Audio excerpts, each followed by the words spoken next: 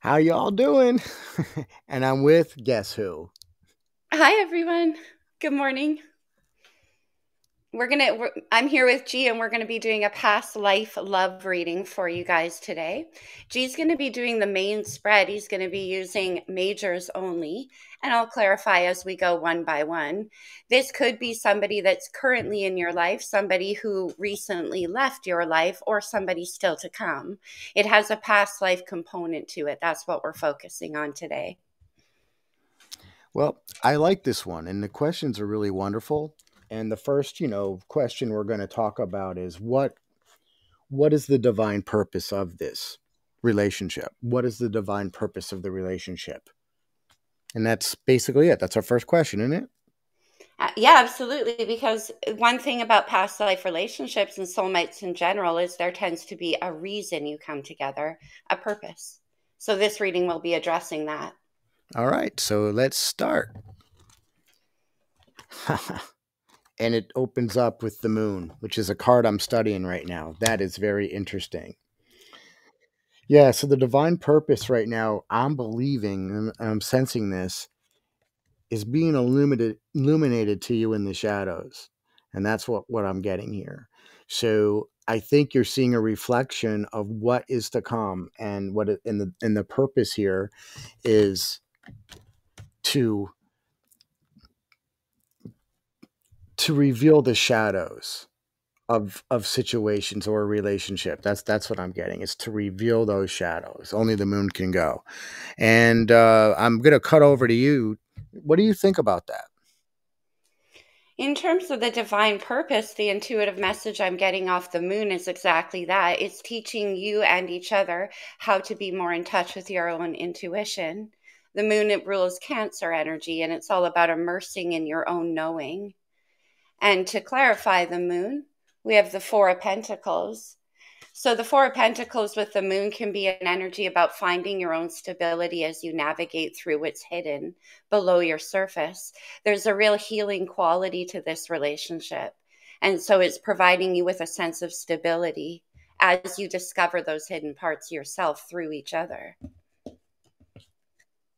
Also with this, like you got the intuition thing. I was thinking that things are going to be revealed through shadow work, through shadow or learning and discussions, things lighten up. The other thing I'm sensing too is with this moon card, your relationship at one time was wild, almost out of control. And now it's becoming into a tamed element. So through this illumination, your relationship is becoming tame. And I'm really getting that. I was like, your thing, it's wild. You started in like, what is the purpose of our relationship? What is the purpose? And at one point it was wild. The purpose was just to keep you in an energy of ah. And now it's becoming more domesticated. Sometimes that we need to be sort of triggered into facing those shadow energies, and nothing can do that quite like love, right? So Exactly. that sense of stability that's coming along with it, with exploring those aspects. So let's talk about this. What signs will show in this past? What signs will show you that this is the purpose of this relationship?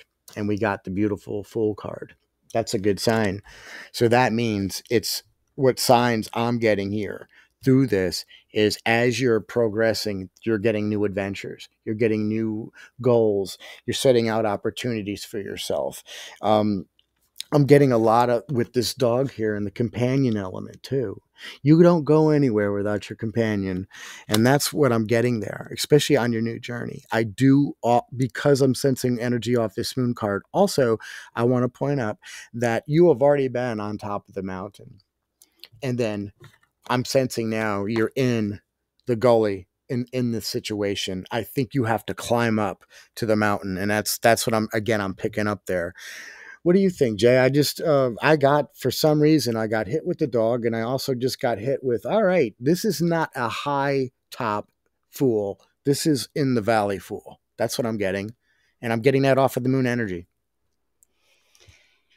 Yeah, the Fool is Aries major arcana, and it's all about taking a leap of faith. And sometimes when you can encounter the moon in a love relationship and you're facing a lot of things that are hidden or previously unknown, the Fool comes into play because in order to step into this opportunity, you're going to have to take a leap of faith, even though there's a lot you don't know.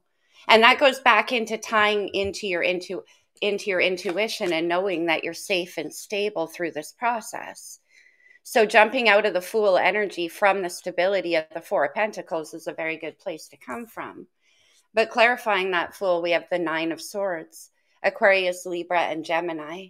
So for yourself in this situation, in general, there could be a lot of anxiety around what's unknown. See, the thing with the Fool is that the Fool follows his passion. And when a lot of passion comes into play, the mind tends to try to sort through it, to try to make sense of everything. But because we have the Moon, there's certain things that just aren't going to be able to be made sense of. So the Fool there is telling you that it's time to trust your heart and get out of the anxiety of the Nine of Swords. Yes, and too, I want to point out that I sensed before that there was a in the valley moment with it. Well, keep in mind when you're on top of a mountain, you can see clear. Hence, you wouldn't have those nine of swords. But because when you're in the valley, you can't see things clear. You're in the valley, so you're just in, and that represents the nine of swords. I'm glad that backed it up. That was kind of cool. Very interesting. And I just want to add one more note to that because the Fool in that position is what signs will show. Well, the sign that this is a past life coming towards you or it's time to make a move is the Fool. You're going to have to trust yourself. It's going to require you to take that leap of faith and to go for it. So that's the sign. And here you are with that Nine of Swords being like, but I don't understand. It's not clear enough. That's because the moon's present.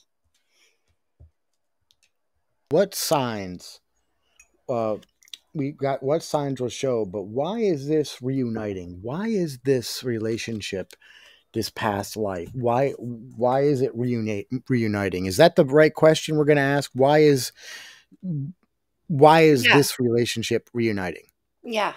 All right. And here we go. I feel good about this. I'm going to pull it out. Haha. It's reuniting Chariot card. Wow. Because something has to you have to travel. You have to move forward. And in your life, in your new life. That's what I'm getting here. You have to move forward. Now, if you win the Chariot, you see that two horses, two horsepower, single. This relationship is reuniting because you have to start going somewhere. There's places, and I'm saying, I'm not sure if it's a specific place or just you have to start moving.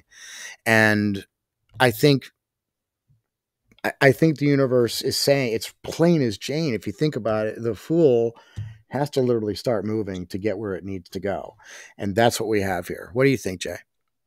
Well, in terms of why is it reuniting with the Chariot, it's because it's teaching you how to embrace your own freedom in each other, how to take control of the direction that things are heading in and make those decisions together, get those horses that are pulling the direction your relationship is going in into alignment.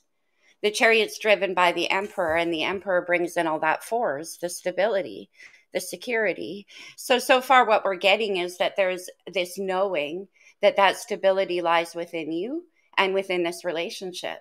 So fast moving energies like the Fool and like the Chariot is the whole point of understanding that that solidity lays within. Clarifying the Chariot, we have the Nine of Wands, another nine. Fire energy here with Aries, Leo, and Sagittarius. The Nine of Wands is my one more push card. So, why is this reuniting? Because in the past, whether that was a past life or past in this life, it didn't quite reach the full fruition of where it was meant to be. Coming together now is going to complete a certain cycle in your life that you've been working very hard towards.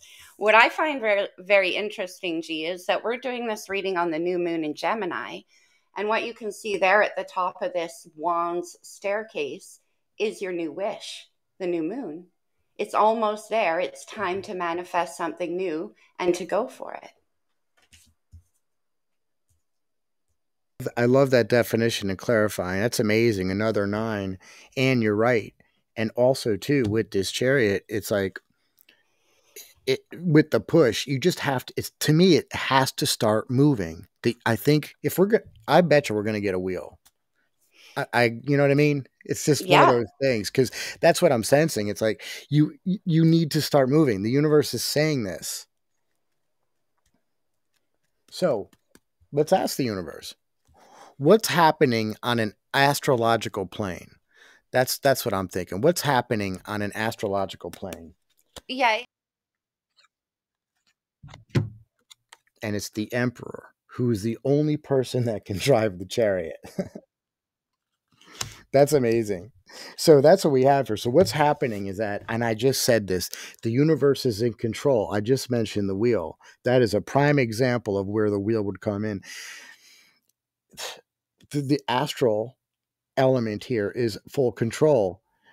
It's really working well. And I'm thinking that stability works well. I'm just going to pump this one over to you because the emperor speaks for itself. I mean, I love how the plane is like in control. This is how it's put into motion. What do you think? It's amazing because, yeah, the emperor is coming in as an energy on the astral plane, telling you that it is time to take control of your life. And the chariot is driven by the emperor. So, to clarify the emperor here, we actually had two come out together. I'll take them both. We have the Eight of Cups and the Empress. So on the astral plane, the connection between the two of you is there again, the need to walk away from things that never reach their full fruition. What's missing from the Eight of Cups is the Two of Cups, the divine partnership, the Emperor and Empress there. So on the astral plane, there could be communication happening between the two of you. It might be unspoken as of yet, but you're definitely both heading towards something more fulfilling, something more emotionally complete. One thing too, I'm going to say with this emperor element here is that it's been ordained in a sense. The emperor is he's controlling all the kings, right? So he actually is the godhead in a sense, to where it's already been put into motion. It's a the order has been made technically. That's Can I interject one more thing I was just getting as you were speaking about the emperor there? mhm. With that kind of like done deal energy. This Eight of Cups in the wild unknown happens to be one of the only ones where what you're walking away from completely holds no more promise. You can see all those cups are broken, and there is that looming black mountain in front of them, that finality, walking away from done, right? Over. We've when we were thinking about our past life, loves and stuff like that, we always ask ourselves, how did that end? How did your past life love end? And that's what we're going to talk about next in this question. So, universe, how did the past life love end for our reader? Through temperance. There was not a good balance. And again, we have the stability here with the emperor. I'm sensing that. And with temperance here, how did that end? It just at some time in relationships, and I'm sensing with this chariot energy, if it doesn't move, if it didn't move, it became stagnant. And with this temperance card, notice how both cups are filling each other up there. With she's holding the Two of Cups, and there's a balance. There's an equal distribution of energy. And how it ended is, and if the temperance card is here, I'm telling you, it was a unequal distribution of energy or cups in that past relationship. There wasn't the balance you need. And that's what I have. And I'm handing it off to you now. I'm getting a message with that temperance card in terms of how things may have ended in a past life. Gee, what you picked up intuitively at the beginning of the reading ties into that temperance card for me. At the beginning of the reading, you were getting the energy of maybe at one point, perhaps in your past life, this relationship was a little, what did you say, heightened, risky. It could have even been way too intense at some point in time. That temperance energy comes in as Sagittarius being like, hold up. You got to bring kind of like an easiness, a steadiness, a little by little energy. In the past, both of you might have been a little too all encompassing when it came to this connection. And to clarify that, I have the Death card, Scorpio's major arcana. So in the past life, something came to an end because it needed to be transformed from that intense energy you were picking up in the beginning, G, to a more temperate, handleable, and incorporating that energy slowly is what needed to happen. You needed to transform the dynamic. Yeah. Yeah, and it's wonderful that the moon really what the transformation from something wild to something that's tame or something that can be handled. So that Exactly. I'm loving that. I'm really loving that. So let's ask the next question here. So in this relationship or any past life relationships, what is the challenge to your connection? There's a challenge. And when we're thinking of these questions, we did ask ourselves, I was like, okay, so there are challenges in every relationship. What we're going to do is we're going to ask the universe now what challenges you have. What challenges can be seen or maybe coming up, okay? Oh man. Tower. Now, this is of course what challenge is that, but I'm not looking at it in any negative form here with the tower as a challenge. The challenge is not being able to handle the tower. See, you can get out of the tower, you can go watch it fall, you can be in it when it falls, stuff like that. But there's a reason for this tower. And the challenge is you being able to handle change, abrupt change. You work as a couple being able to handle the speed of when something happens. Sometimes in life, and I'm getting this right now, you don't have time to make perfect decisions right off the bat because it happens so quick. And I'm getting that right off the temperance card too. So I'm just sensing this judgment element of uh how to handle things when they come at this relationship. And that's what I'm sensing. It's how to handle the tower moment, but it's also based on these the way you have to think like you have to handle it. I don't know why I get that. Well, that makes a lot of sense, actually. The vision I'm getting in my head with, because we have this Nine of Swords, Nine of Wands coming out here. And all of a sudden, I got a visual of like all of this energy pushing against a closed door. And, it's like pushing, pushing. And all of a sudden, it's going to blow. That's the tower. It's also Mars energy, the tower is. And it goes along with the Fool, Aries. Aries is ruled by Mars. So it's that fear of sudden change that is kind of keeping you down at the moment. So the tower coming in as a challenge is you saying, as we open the reading, oh no, like, how do I stay stable through all of this? And temperance is coming in with that Four of Pentacles to be like, easy, easy. The tower is always a good thing. It makes room for the new, and that's what's happening here. So to clarify the tower, we have the Emperor again. Aries, Capricorn, and Taurus, the horned animals of the zodiac. And the reason why is because there can be a stubbornness around that. With the Emperor in a challenge position with that tower, what the challenge might be is you might be trying to control things a little too much, wanting to really piece by piece take down the tower. Whereas when it comes in as a Mars energy, it's like, boom, it's done. That Eight of Cups energy. So the Emperor is actually the challenge in that situation.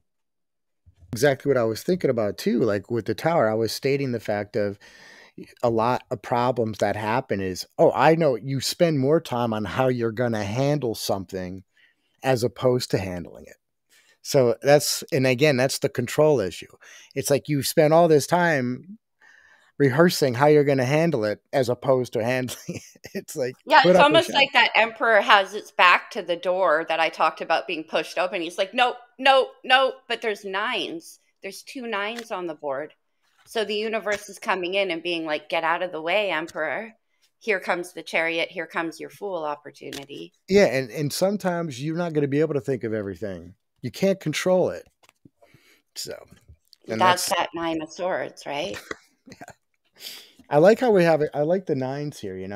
That we're getting some. Those nines really are pivotal in this.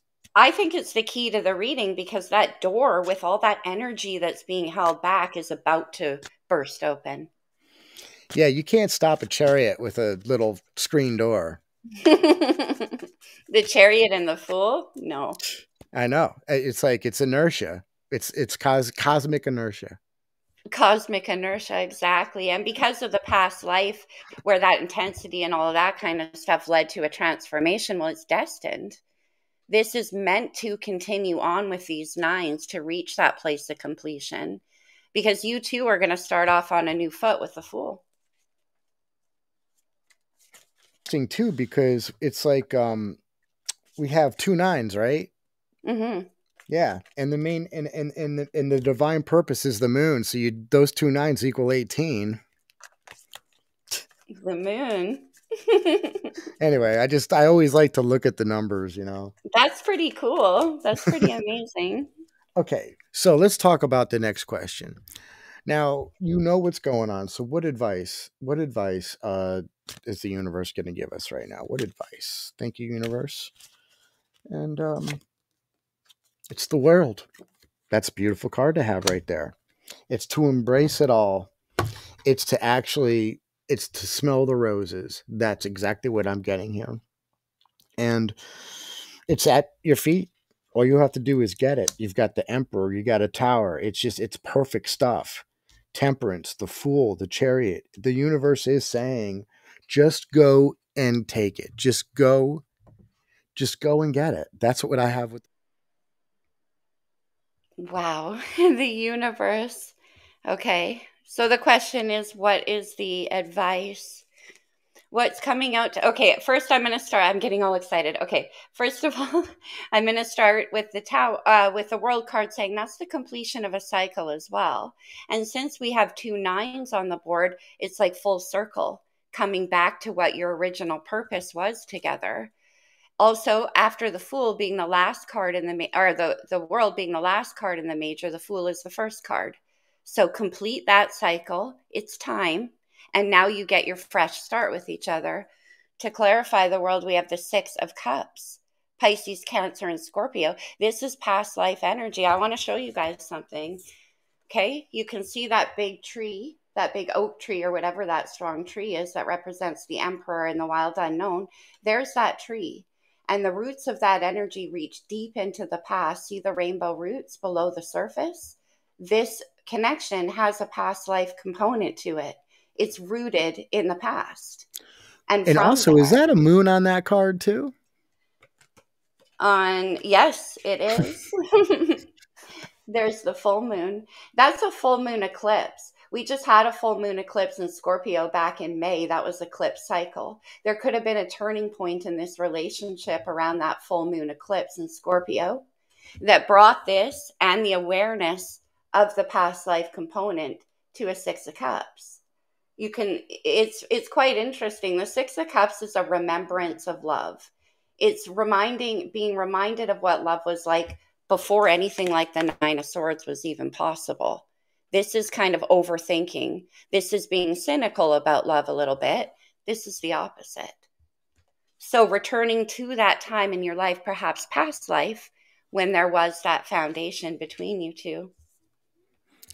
Well, I think that if you have any questions, if you have any comments, and if this moved you and you received this energy, we ask you for a thumbs up, a like, and a reply. But I would before love. you do that, let me close it off with some. You know how I am with my oracle cards, G. Oh, We, I we knew we were. It was in my timeline. I just want to see if you forgot. I never forget. I'm gonna get a Belinda Grace Love Oracle. We'll get one of these. I'll do a couple of oracles. I'm such a fan. Anything else we can tell whoever's resonating with this past life love situation from the True Love Oracle cards? Oh, wow. We have abundance. That's the Emperor and Empress coming out in this spread. Your ability to create something new together and to have it grow. It takes the balance of divine masculine and feminine to form abundance of any kind. So this coming back together has that promise attached to it. And intimacy on the bottom of the deck. Beautiful energy there.